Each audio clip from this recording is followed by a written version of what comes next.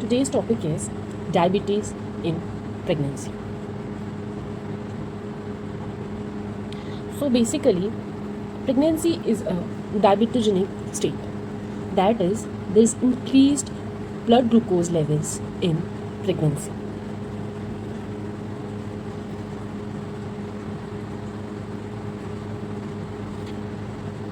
Because there is decreased level of insulin and there is increased insulin resistance occurring during pregnancy, causing a diabetogenic state. This occurs due to a hormone called human placental lactogen that causes increased insulin resistance during pregnancy and induces diabetes in pregnancy. Due to increased insulin resistance, there is increase in blood glucose levels. This causes fetus increased blood glucose level as glucose crosses the placenta and also increases the level of blood glucose in fetus.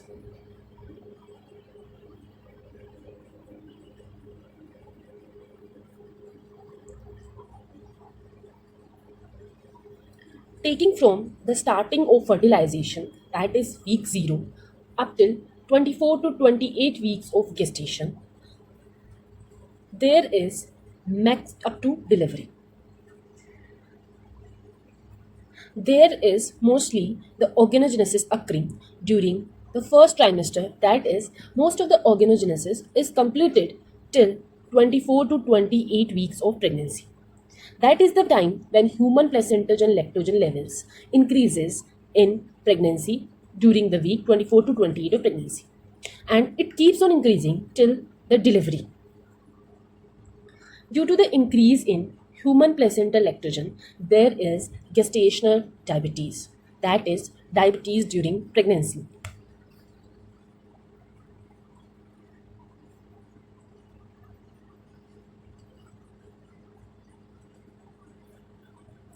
Due to the increase in blood glucose levels in gestational diabetes in pregnancy, there is urine glycosuria, that is, the glucose is filtered in kidneys and passes in urine of the pregnant lady. Also, the high glucose level that occurs in females crosses the placenta and reaches the fetus, and that is fetotoxic. That is, it is toxic to the fetus.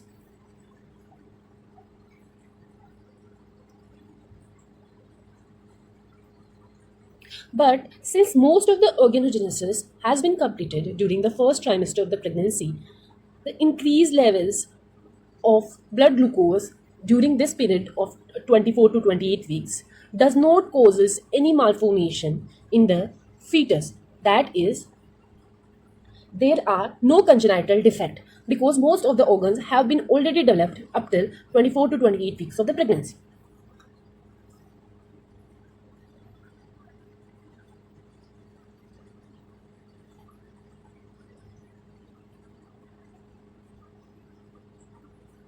So this is gestational diabetes.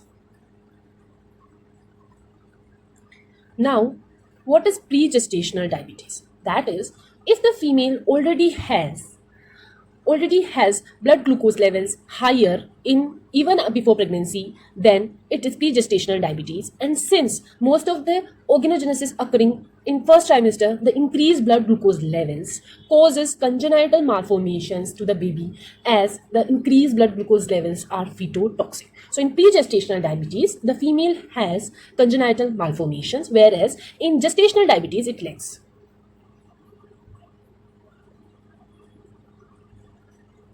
Now, we will talk about Pristella-White classification for diabetes, that is gestational diabetes. Now, there are classification in according to the Pristella-White classification. There is classification of the gestational diabetes. First is known type A and second is type A or class A. So, the known type A or class no A is for gestational, that is pre-gestational diabetes, whereas the type A classification or class A is for gestational diabetes.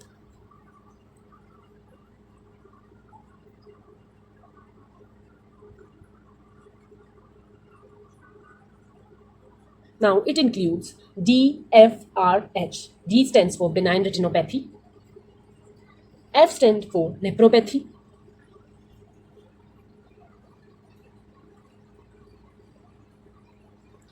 R stands for proliferative retinopathy, that is the changes occurring on the retina. And S stands for heart diseases. These are for pre-gestational diabetes. Now, under type A, we have A1 and A2. A1 stands for gestational diabetes mellitus who have well controlled on diet. Basically, the person's diabetes is controlled just by modifying her diet. Secondly, A2, where in which the gestational diabetes mellitus is well controlled by insulin or oral hypoglycemic agent. That is, the female requires a medical treatment to control her blood glucose levels.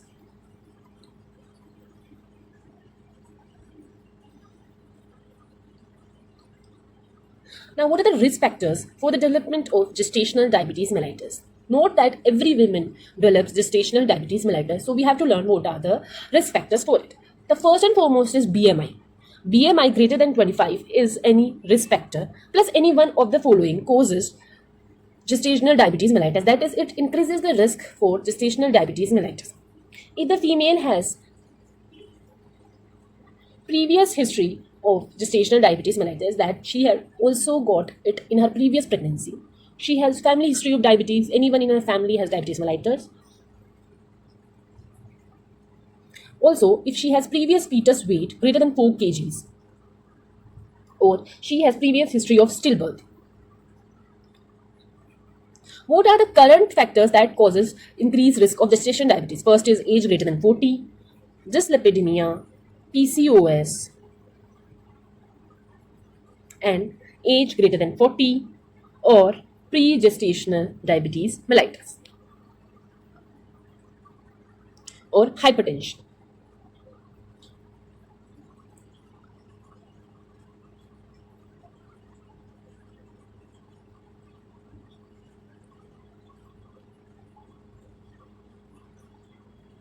Now we will discuss about screening. Screening or in antenatal visit, that is before the delivery, when the female comes for regular checkups, then we have to screen her basically for her diabetes mellitus, that is gestational diabetes mellitus, that if she has got it or not.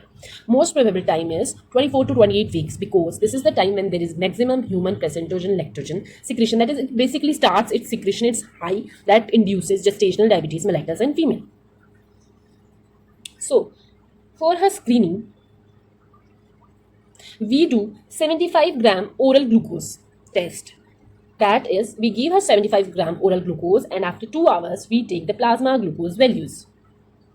This is done on her antenatal visit.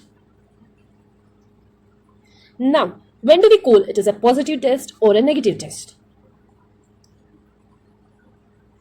For a positive test, the 2 hours post glucose levels, after the 2 hours glucose levels should be greater than 200 milligram per deciliter.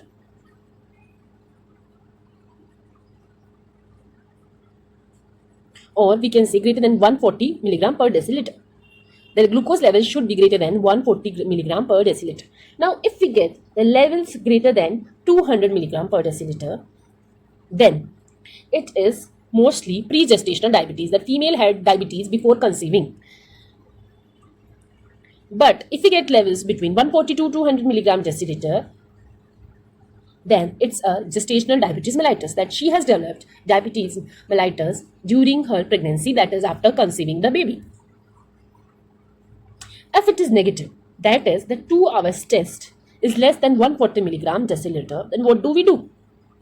We have to basically repeat testing at 24 to 28 weeks of gestation. That is the time period when mostly they are diagnosed due to the increased levels of human placental lactogen. So, if we get a positive test, that is after 2 hours the blood glucose levels greater than 140 milligram per deciliter, that is greater than 140 milligram per deciliter, or we get less than 140 milligram per deciliter. If it is more than 140 milligram per deciliter, it is basically gestational diabetes mellitus, and if it gets less than 140 milligram per deciliter, it is normal.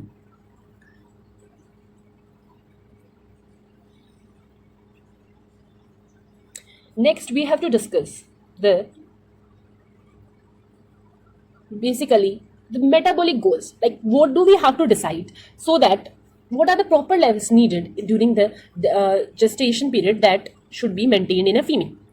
So basically, first we have to maintain these levels in pregnancy so that it is not any it doesn't cause any harm to the baby or the female. So we have to maintain the fasting blood glucose levels. These are basically the metabolic goals that need to be set. Fasting blood glucose less than 95 milligram per deciliter. First postprandial levels 1 hour, that is less than 140 milligram per deciliter. After 2 hours, less than 120 milligram per deciliter, and HB1AC less than 6.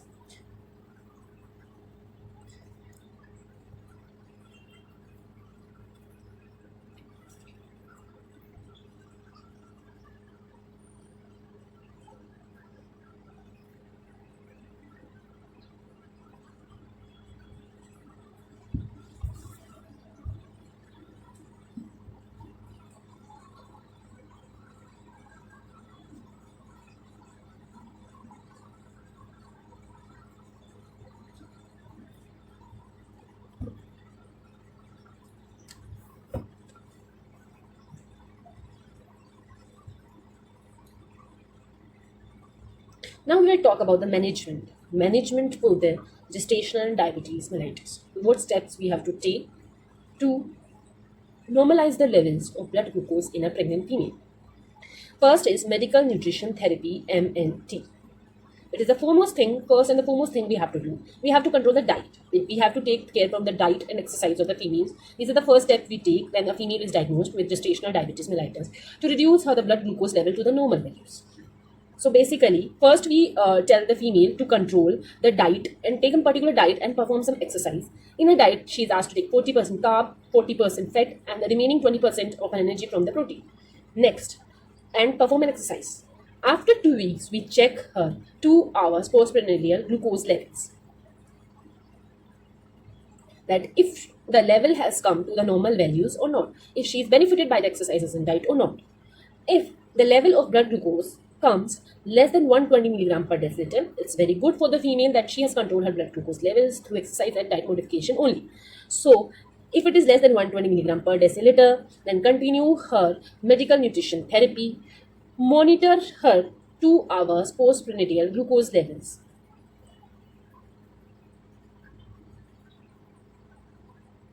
Continue her diet and exercise. Monitor the 2 hour postprandial glucose levels.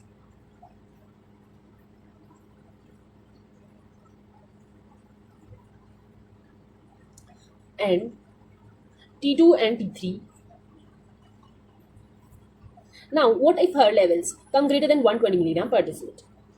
So, even if after the exercise and diet modification, her blood glucose levels are raised, then we have to start the female on medication. So, we give her insulin therapy. Insulin therapy is started for the female.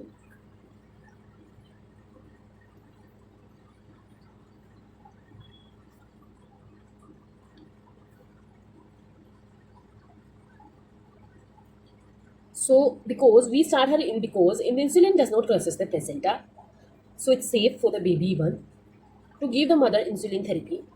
The contraindications are hypoglycemic agents. All the other oral hypoglycemic agents are contraindicated in pregnancy. This is because they are less potent and they crosses the placenta, which causes hypoglycemia in fetus. But the regular insulin does not process the placenta and doesn't cause any kind of hypoglycemia in fetus, so it's preferred over the oral hypoglycemic agents.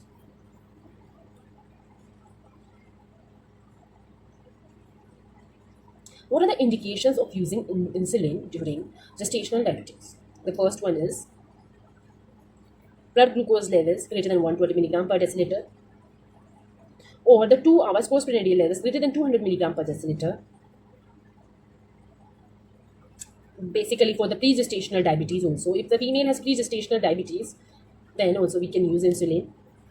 And the estimated fetal weight greater than 90% of period of gestation, that is, it's greater than 90% of the period of gestation. Or the abdominal circumference is greater than 75 for the period of gestation.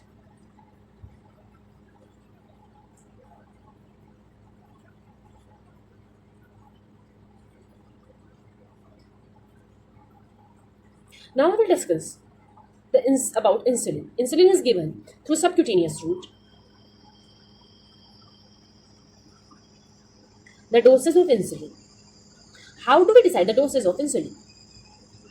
Now, if the 2 hours postprandial glucose levels are between the range, we decide it basically on the basis of the 2 hours postprandial glucose levels, and we adjust the dose of insulin according to that levels. Now, if it is between 120 to 160, like we give 4 unit, between 160 to 200, 6 unit, and greater than 200, we give 8 unit.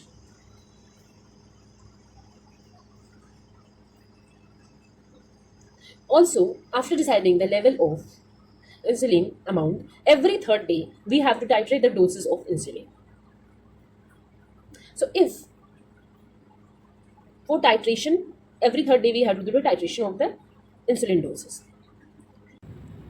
So basically, we have to titrate the dose of insulin every third day based on the blood glucose levels that we are getting. If it's less than minus 120 milligram per deciliter, or the 2 hours post after the 2 hours postprandial, we have to continue the same doses of insulin given. But if the levels of fasting blood sugar or the levels of 2 hours postprandial, if the levels of fasting blood sugars are greater than 95 milligrams per deciliter, or the levels of 2 hours postprandials are greater than 120 milligrams per deciliter, in each case we have to add the extra 2 units of the insulin. That is because the levels currently given of the insulins are not working so efficiently. So we have to give the correct doses of insulin so that we can bring back the levels of blood glucose levels to the normal. And if in the case both are present, equally both are present, then we have to give 6 units.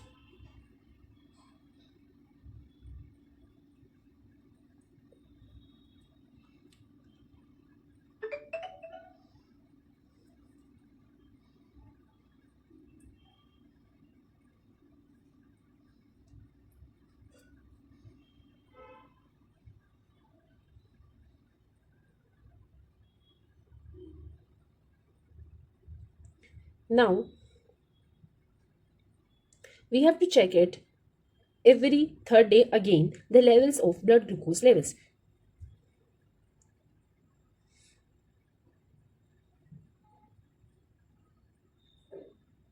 Now next topic is obstetrical management of diabetes mellitus, that is gestational diabetes mellitus. So for the obstetrical management, there are 2 cases, like if the woman already has diabetes before her pregnancy, that she has pre-gestational diabetes, or it's gestation, that is pregnancy induced diabetes, that is gestational diabetes mellitus. So in both cases we have to take 2 scenarios, that is well controlled or the poorly controlled cases.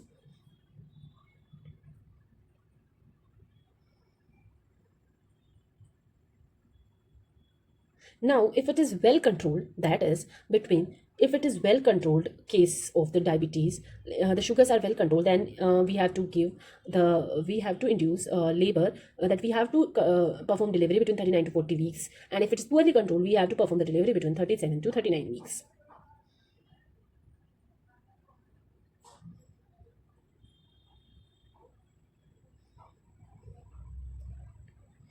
For the patient, post-delivery follow-up is very important in case of gestational diabetes mellitus, and post-delivery normally case we have to follow for the patient. It is very important to follow up. Like if it is normal case, then if a female is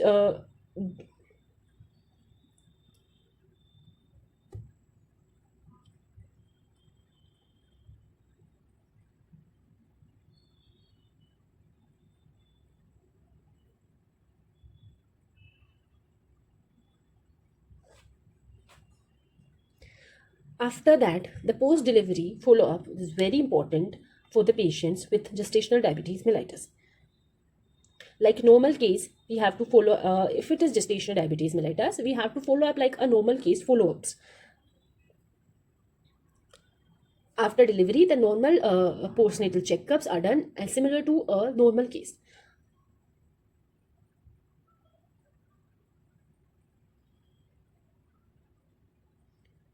But if she is not discharged like normal cases in 48 hours, then we have to perform the third day postprandial glucose level must be checked in the female.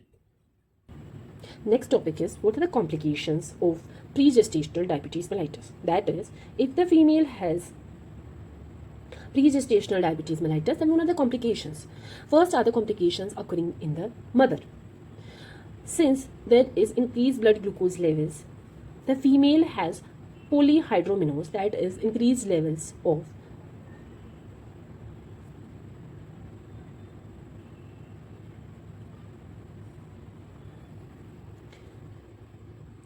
Next topic is what are the complications of pre-gestational diabetes mellitus. First are the maternal complications. What are the complications occurring in the mother due to the pre-gestational diabetes mellitus that she had before pregnancy? That is diabetes mellitus even that she had before pregnancy. First is placentomegaly. The size of placenta is increased in these conditions, which is causing polyhydramnios. Greater the size of the placenta, greater the amount of amniotic fluid that is produced, and this causes polyhydramnios. And polyhydramnios can induce preterm labor, pre-rupture of the membrane in the mother, and antepartum. Even it can cause. Next is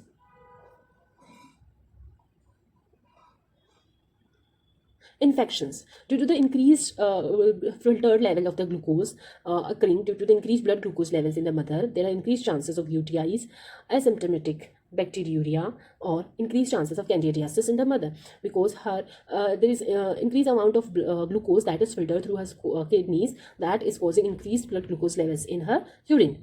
Next is birth trauma. Since the baby of the baby in this case is large, it can cause birth trauma during the delivery. Next are the fetal what are the fetal complications?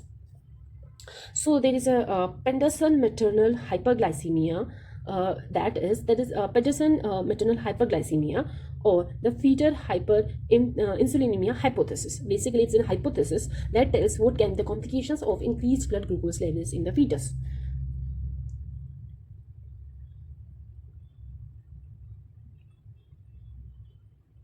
So the first is, since the levels of maternal blood glucose levels are increased, the blood glucose crosses the placenta. As a result, there are even increased blood glucose levels in the fetus.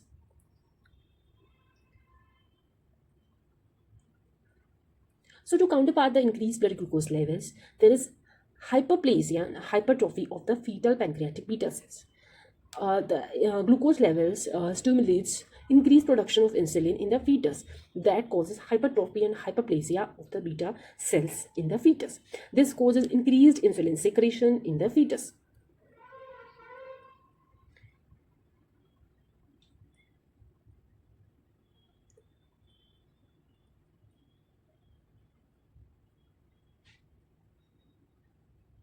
Now, insulin that is secreted more in the baby, that is the fetus, the levels of increased insulin levels are increased in the fetus due to the increased amount of the blood glucose levels crossing the placenta from the mother. So insulin in fetus act as a growth hormone, that is, it increases the it acts as a growth hormone, and it increases all the pathways of the growth in the baby.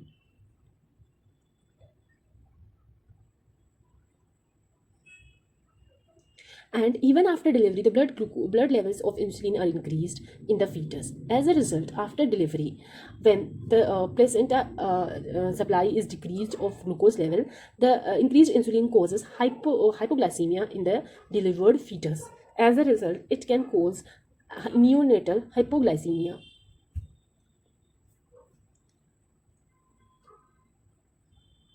Now, Since the increased level of insulin in the fetus act as a growth hormone, it can cause following changes in the fetus.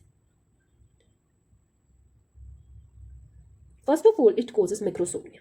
Since it acts as a growth hormone, it induces all kinds of growth in the fetus, and the fetus is large, enlarged for its gestational age, and it causes all organs organomically and causes the weight of the fetus greater than 4 kgs.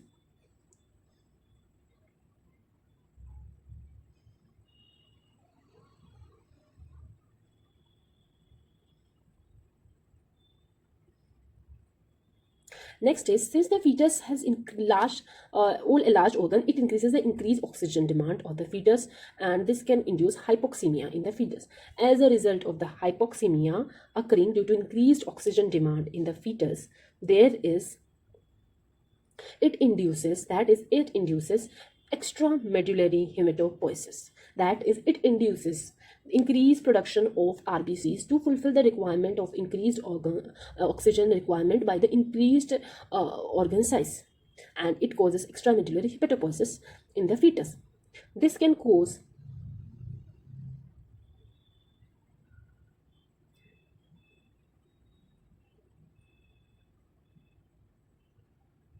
increased size of the increased size of the liver and increased size of the spleen. Since the amount of the RBCs is increased due to the induced hypoxemia, there is marked polycythemia in the fetus.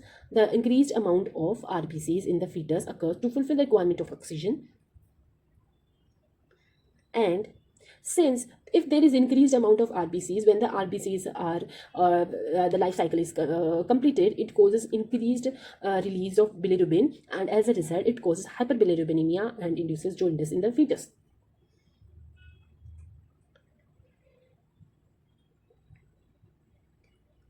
Since there is increased glucose levels,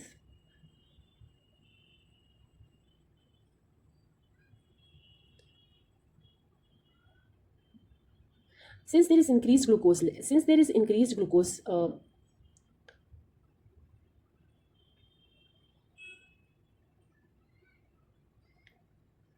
since there is increased glucose levels in the blood of the fetus, it increases the osmolality of the blood. Osmolality and this induces polyuria. This induces polyuria in the fetus. This causes increased levels of the amniotic fluid produced by the fetus, and thus it induces polyhydramnios and also decreases the level of magnesium. And this causes PTH to decrease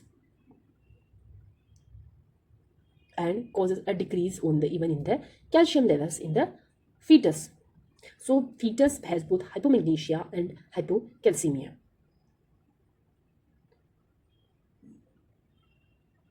As a result, the fetus after birth can present with the jitteriness and constipations due to the decreased levels of calcium. Also, increased insulin causes the decreased release of surfactant. Insulin decreases the release of surfactant, which causes increase in the surface tension of the alveoli and increases the alveolar collapse. As a result, the fetus just after the birth experiences respiratory distress syndrome. That is, due to the collapsing of the alveoli, he cannot breathe properly, and this causes respiratory distress syndrome in the fetus.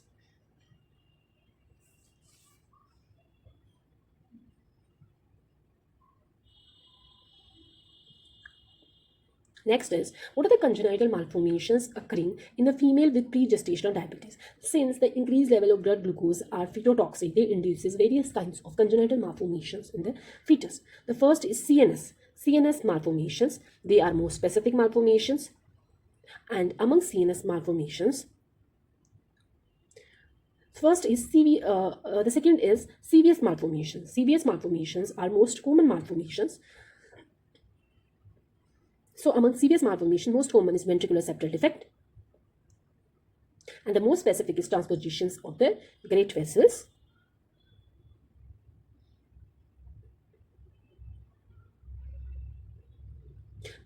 And the most specific of the CVS malformation is transposition of the great vessels.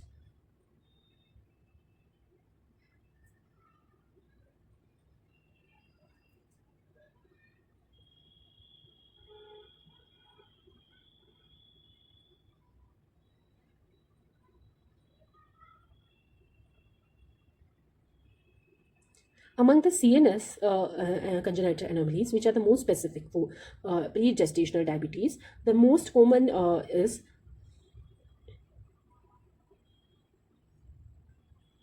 the most common one is neural tube defects, and the most specific CNS deformity, that is congenital anomaly, is sacral agenesis caudal regression syndrome. That is, it is the most specific CNS congenital abnormality occurring in a female with pre-gestational diabetes.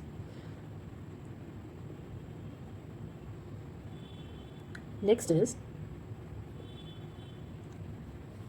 what are the changes occurring in the neonate? The first and foremost is hypoglycemia due to the increased blood levels of the insulin that are also increased in the fetus. So the levels do not drastically fall, and due to the increased levels of insulin, the neonate experiences hypoglycemia. And now we will also see what are the changes that are occurring as the child grows up. As a child born to a diabetic mother, what are the changes he experiences when he grows up? So he has poor memory, he has delayed cognitive development, he has delayed language development. Also, the child can has diabetes mellitus.